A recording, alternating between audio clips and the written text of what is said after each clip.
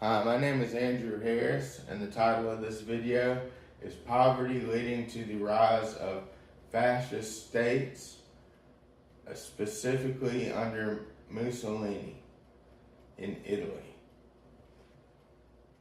Much of the world faced financial difficulty after World War I. Austria had prices that were soaring up to 14,000 times higher than normal.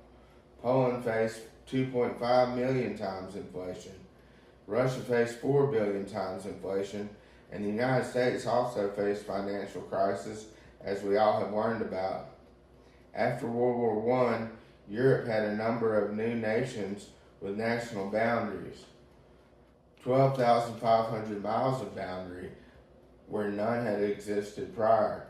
The new nations imposed tariffs and had new customs houses.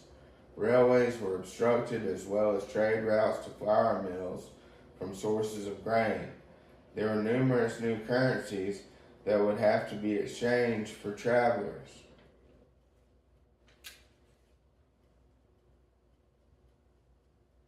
There was a French and British blockade during the war, which prevented ships carrying food and weapons to reach Germany, Austria, Hungary, Bulgaria, and Turkey until 1919. This caused starvation and malnutrition all over Europe and the Ottoman Empire for years to come. Some believe the idea people went hungry after the war is a myth or exaggeration, while others, like Dr. Mary Cox, believe it was a significant problem. She and other researchers are working on a book to explain how states understood food security, the political response to hunger, and who people blamed for it. There was a shortage of bread in Italy during the war and slightly after. Because of this shortage, there was a bread riot in the city of Turin. Along with the shortage, political unrest heightened to the point of revolution in Italy. The mutiny of a battalion of the Italian army led to peasants seizing rural estates and workers taking over factories. The Great War had caused a severe yet brief depression that affected all of Europe.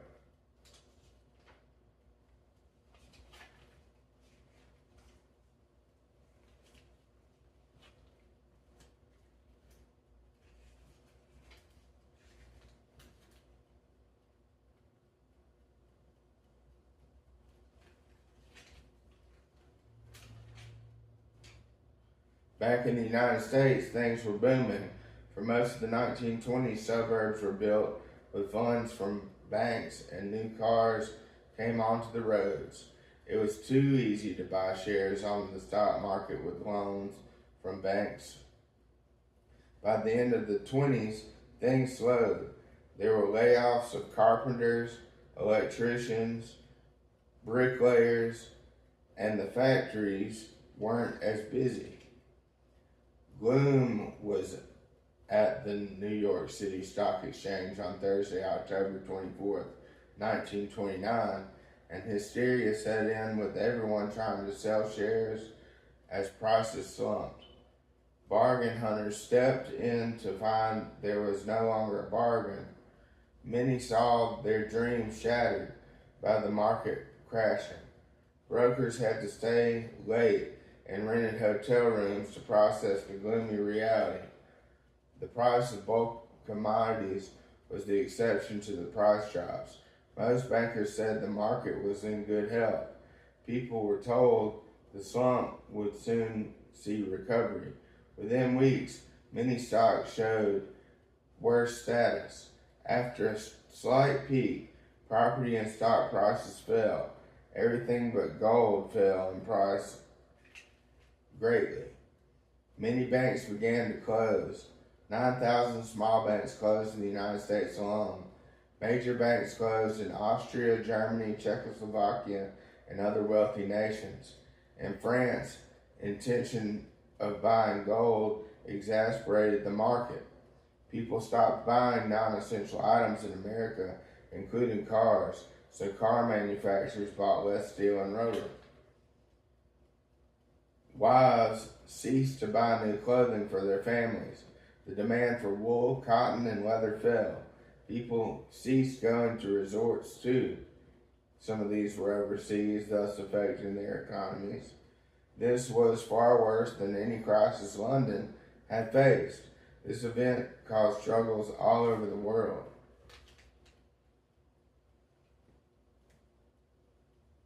Benito Mussolini had been named after the Mexican revolutionary Benito Juarez.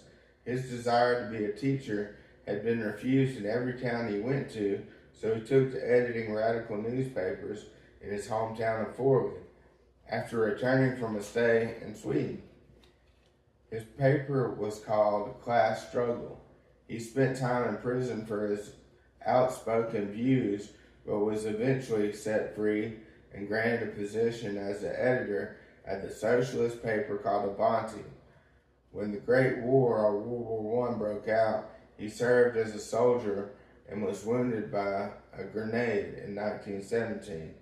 He became what many veterans thought was a voice for them during a great but short depression caused by the war.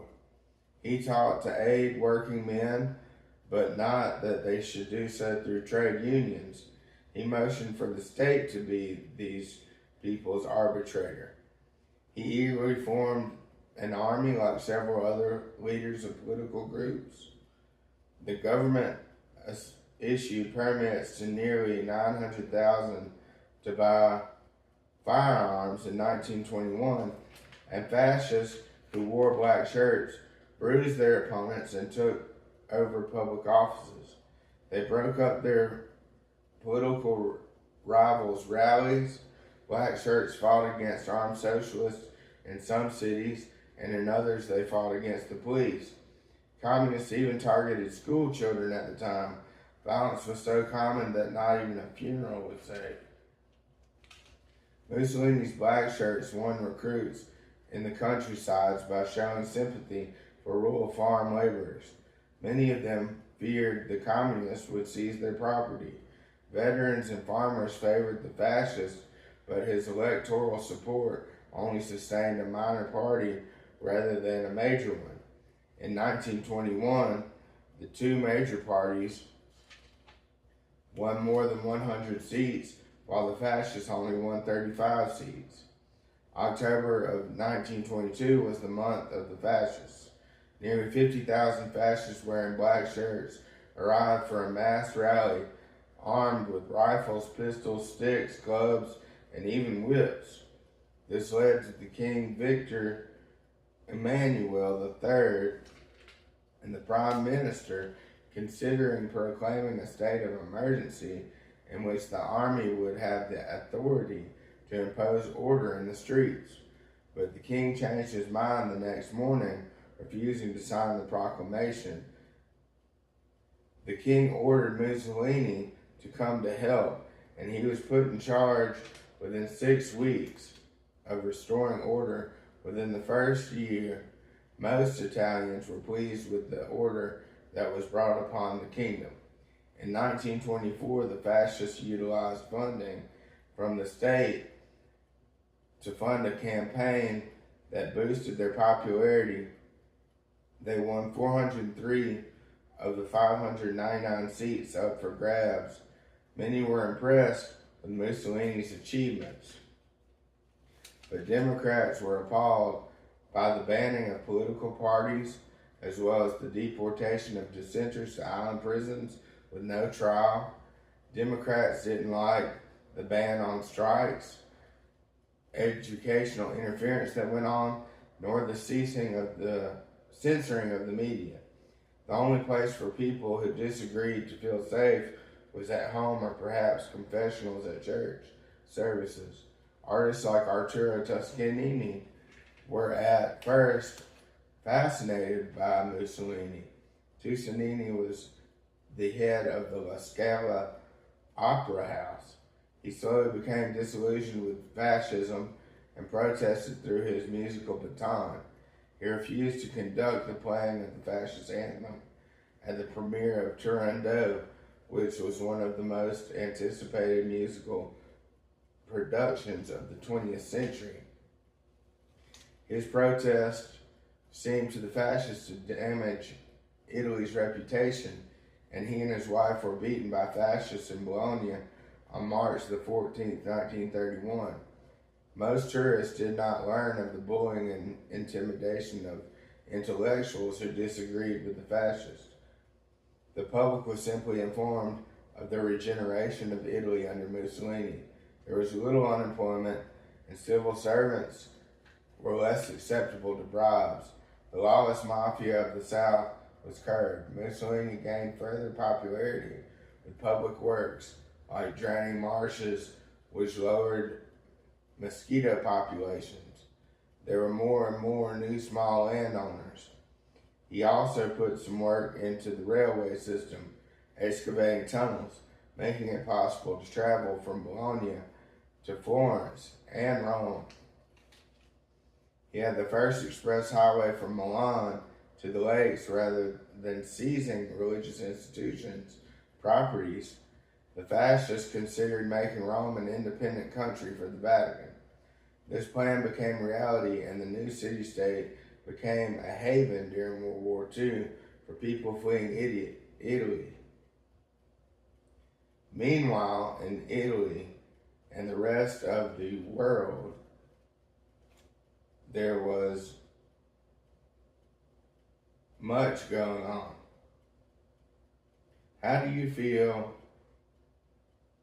the poverty after World War I affected people's willingness to get on the bandwagon for fascist regimes like Mussolini's?